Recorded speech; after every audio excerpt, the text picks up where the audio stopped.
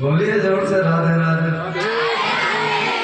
Radha Devi inter college पढ़े तो राधे राधे तो जपना ही चाहिए हम लोगों को। और ये बहुत ही हर्ष का विषय है कि आज हम लोग यहाँ हिंदी दिवस मनाने के लिए उपस्थित हुए हैं। समय कम है इसलिए हम आगे की औपचारिकताएं जो होती हैं वो नहीं करेंगे। आप सब लोगों को बहुत बहुत धन्यवाद है। हमारे मिश्रा जी को धन्यवाद है कि उन्होंने हमें यहाँ आमंत्रित किया। और समय का भी अभाव है और हमारे देश की विभूतियाँ सुश्री अनुष्का पाठक जो कि साक्षात देवी रूप हैं और भगवान के हमारे गुरुदेव और डॉक्टर शिवानंद जी की अनुकंपा से ये हमारे यहाँ नहीं आए हैं, हम इनके यहाँ गए हैं। बात दूसरी है और गंभीर है, इसको सोचिएगा। हमारा नया जन्म हुआ है इनके घर में। और जो भी मिश्रा जी ने कहा कि अनुज पाठक, तो आज से अनुज पाठक विद्यार्थी इसका नाम होगा। ये भगवान यूं ही इनको नहीं बुलवा रहे थे, ये जानबूझ के कहना चाह रहे थे कि अनुज पाठक विद्यार्थी बना दो इसको। तो आज से हम अनुज पाठक विद्यार्थी हो गए।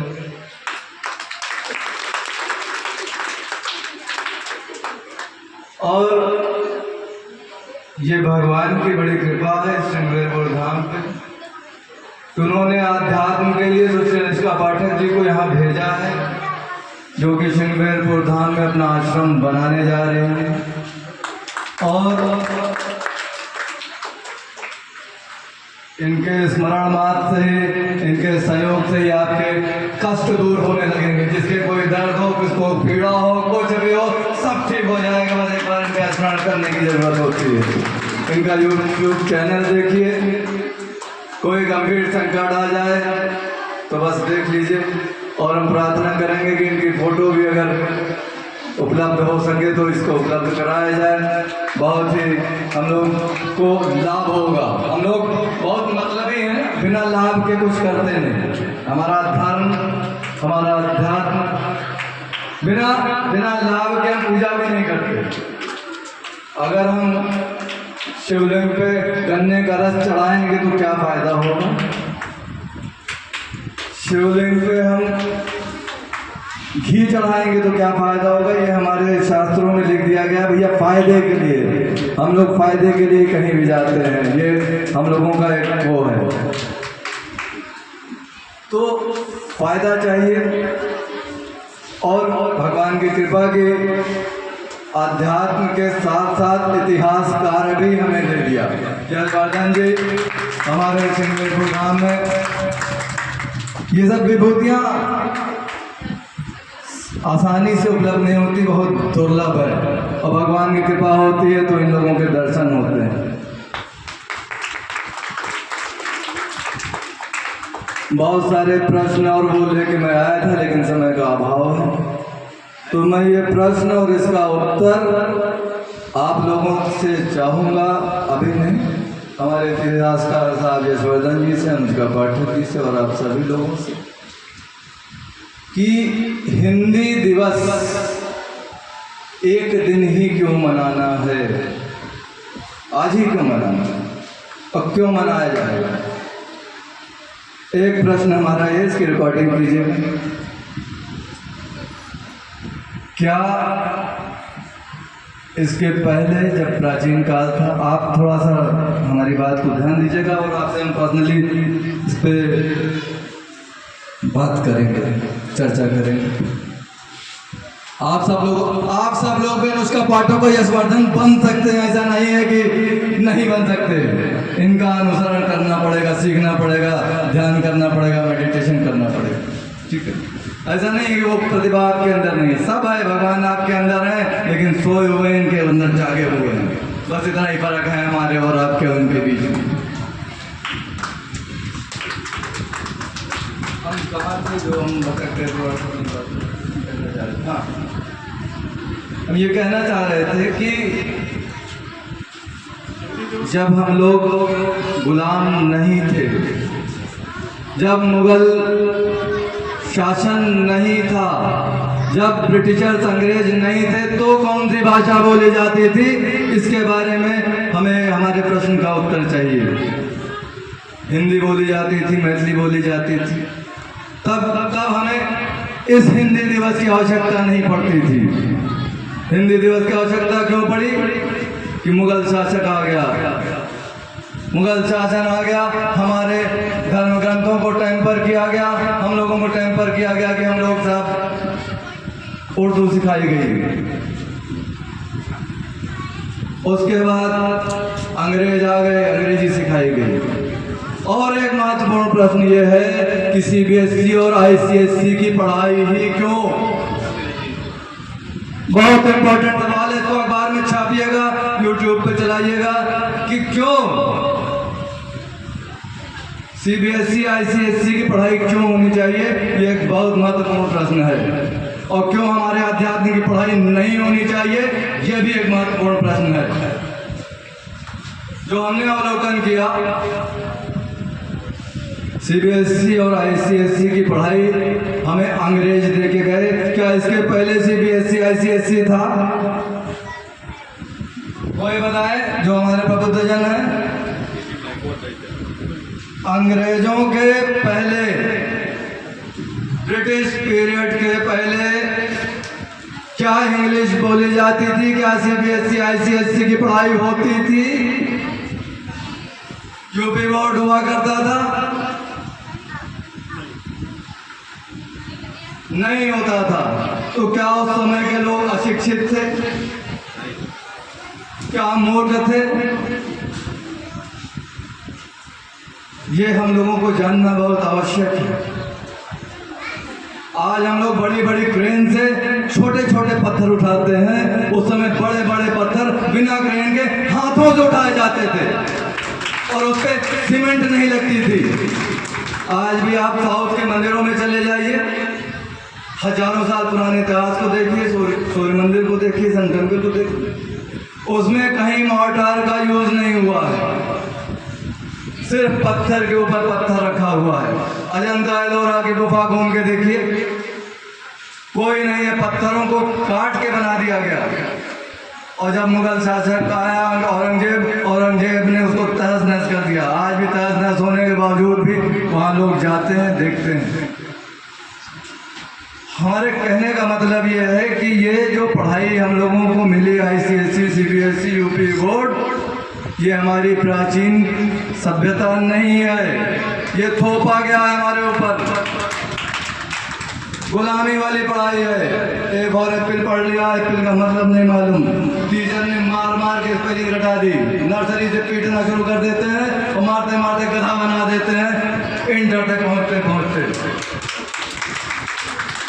अब उस गधे से हम कहेंगे, कुछ भी कहें वो कहेगा यस सर या नो सर, तीसरा तो कुछ कह ही नहीं सकता।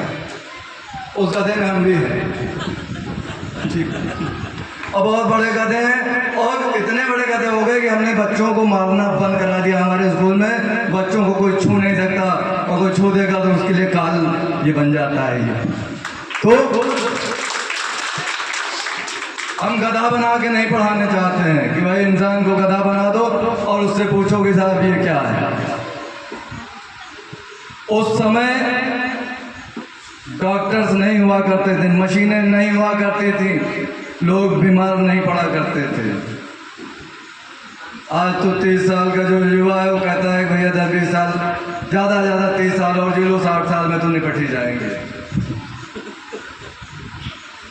ठीक है, जो आयु 125 साल हुआ करती थी हमारे प्राचीन काल में, हमें सबका उत्तर चाहिए। कॉन्फ्रेंस करेंगे और आप सब लोगों को आमंत्रित करेंगे जितने लोग यहाँ हैं, और सबसे उत्तर चाहिए। हो सकता है भाई आपके पास कुछ अच्छा उत्तर हो,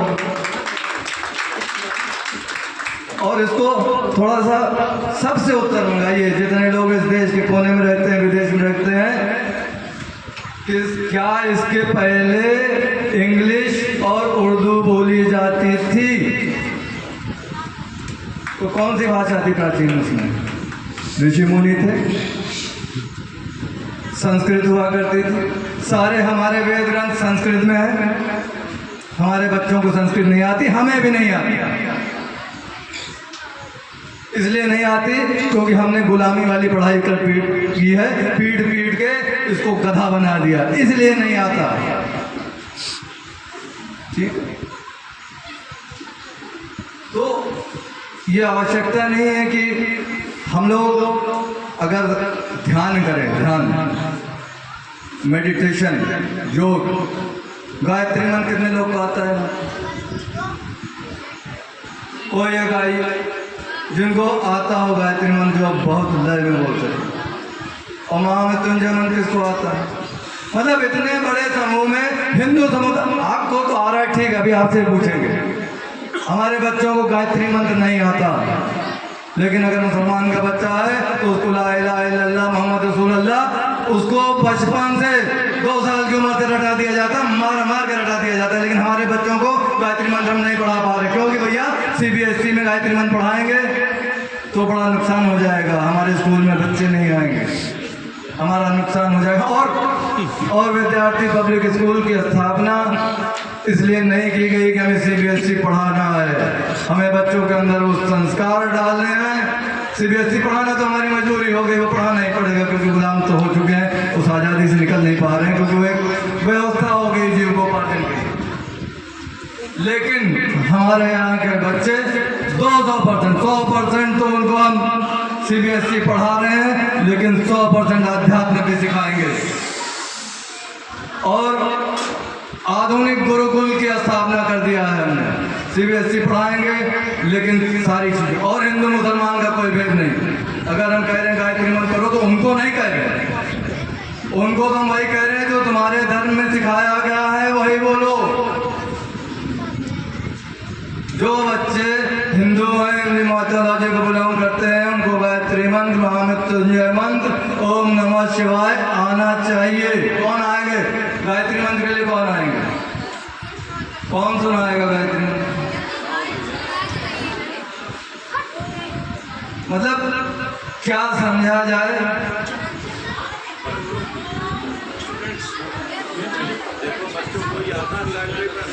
नहीं, इतने सारे बच्चे हैं, गायत्री मंत्र बोल तो आइए, why don't you come first? और इंग्लिश ना बोले तो ये लगेगा अनपढ़ गवार है, इसलिए हमको बीच बीच में इंग्लिश बोलना पड़ रहा है, ठीक है ना? हिंदी दिवस के दिन भी इंग्लिश बोलना पड़ रहा है स्मार्ट बनने के लिए, लेकिन कोई जरूरत नहीं, हिंदी से अच्छी भाषा कोई नहीं। आइए भाई, क्या होगा?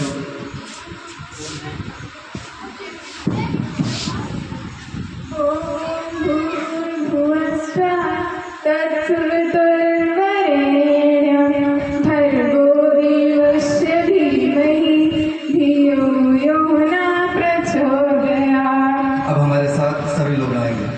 ओम भूर्भुवः स्वः,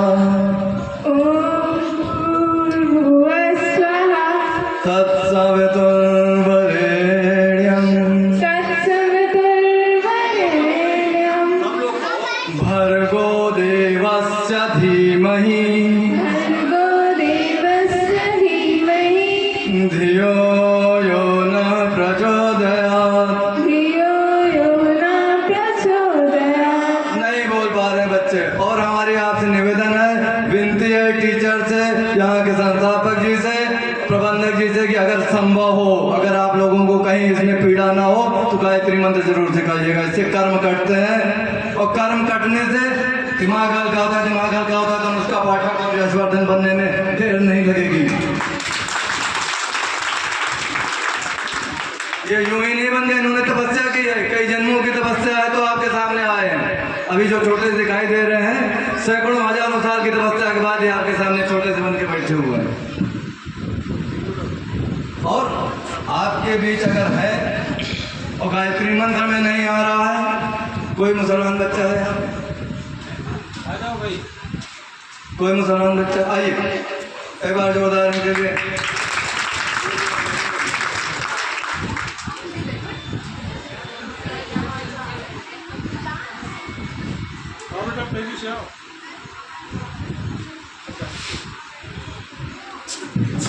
क्या नाम है आपका?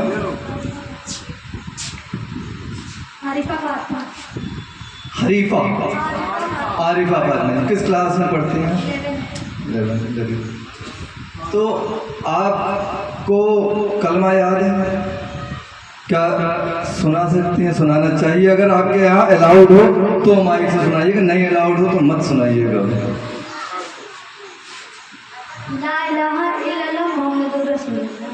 देखिए आपको हमें सीखना पड़ेगा। जिस भी हम धर्म ग्रंथ, जिस भी धर्म के उल्लंघन करते हैं उसके मंत्र को हमें आना चाहिए। हम नहीं कहते हैं कि आप गायत्री मंत्र बोलो, कहीं नहीं बोलेंगे, और आपको भी नहीं बोलेंगे आप इनका मंत्र बोलिए, लेकिन जो है वो होना चाहिए, करना चाहिए। कोई भेदभाव नहीं है। तो अपने यहाँ नारा दे रखे हैं कि एक नजर से सबको देख के बोल चमन बीत गया। और स्कूल विद्यालय व्यवसाय का विषय नहीं है, विद्यालय सेवा कार्य है। शिक्षक भगवान है, शिक्षक टीचर नहीं है। इस चीज को आप लोग इसको थोड़ा रिकॉर्ड कीजिएगा बहुत कायदे से। शिक्षक भगवान है, शिक्षक टीचर नहीं है। और स्कूल एक चमन है, बगिया है जिसमें आप जैसे फूल खिला करते हैं, और इन फूलों की सुगंध जिस तरीके से देश विदेश में हमारे हर्षवर्धन जी और अनुष्का जी फैला रहे हैं, हम सब लोग को करना पड़ेगा। यही लोग ठेका दे के नहीं बैठे कि यही लोग जाएंगे देश विदेश, हम लोग भी जाएंगे। नहीं जाना है, तालीम नहीं खत्म नहीं, कहाँ जाओगे आप? बिरावर से निकलना नहीं चाहते, आनापुर से निकलना नहीं चाहते। समय ज़्यादा हो गया है। हम बस सभी लोगों से निवेदन करेंगे कि हमारे प्रश्नों के उत्तर के लिए हम दोबारा अपने विद्यार्थी पब्लिक स्कूल के प्रांगण में एक सेमिनार रखेंगे, और ये निवेदन करेंगे कि तमाम इतिहासकार और भी आने चाहिए। उनसे पूछना चाहिए कि मुगल शासन के पहले कौन सी भाषा बोली जाती थी। ये उर्दू अंग्रेजी कहाँ से आ गई? इनके आने से हमारे हिंदी को एक दिन मिला। ये ना आते तो हिंदी दिवस मनाने की जरूरत नहीं पड़ती। बर्थडे क्यों एक दिन मनाते हैं कि साहब एक ही दिन पैदा हुए, रोज थोड़े पैदा हो सकते, ठीक है। लेकिन अगर हम गायत्री मंत्र का जाप करेंगे तो रोज हमारा नया जन्म होगा, जो हम कल थे वो नहीं होंगे। नदी का पानी आप उठाएंगे और उसको छोड़ देंगे, दोबारा वो पानी आपको नहीं मिलेगा, दूसरा पानी आ जाएगा। उसी तरीके से अगर हमारे विचार कई दिनों तक, कई महीनों तक, कई सालों तक एक ही विचार हमारे दिमाग में अटक गया, इसका मतलब कि वो गंदा नाला है, बहता हुआ पानी नहीं है। और गंदे नाले में सड़ाना बदबू के सिवाय कुछ पैदा नहीं होता। इसलिए पानी को बहते रहना चाहिए, उसमें हलचल होनी चाहिए। और ये मेरा निवेदन है कि इसका प्रश्न जिसने हमारे प्रबुद्ध जन हैं, जितने हमारे ये इतिहासकार साहब हैं, हमारी अनुष्का पाठक जी हैं, और भी जितने हमारे संत हैं, सिद्ध हैं। अभी हम लोग महाकुंभ 2025 में श्रृंगारपुर धाम की श्री राम जानकी नगर में संतों का महाकुंभ करने जा रहे हैं, जिसमें पूरे विश्व के संत आएंगे। मतलब विदेश में भी जो होंगे उनको भी उस दिन बुलाया जाएगा, और आप लोग भी साक्षी होंगे, आप लोग रहेंगे, स्पेशल गेस्ट रहेंगे। सबको नहीं बुलाना है, जो आप लोग को आई कार्ड मिलेगा, सब लोग नहीं रहेंगे। जो लोग इसके भागीदार होंगे, जो इसको डिजर्व करते होंगे, जो सुपात्र होंगे, उन्हीं को बुलाया जाएगा। भगवान उनको चुन चुन के बुलाएंगे। जो सुपात्र नहीं है उसको अगर आप ताकत दे देंगे तो उसका दुरुपयोग करता है। वो ताकत का इस्तेमाल लोगों को गिराने में करेगा, गिरतों को उठाने में नहीं करता है। इसलिए भगवान ताकत भी सुपात्र को ही देते हैं, अपात्र को ताकत नहीं देते। तो इसलिए सुपात्र बनना होगा अगर हमें कुछ चाहिए जीवन में तो। धन्यवाद। नमः शिवाय। राधे राधे।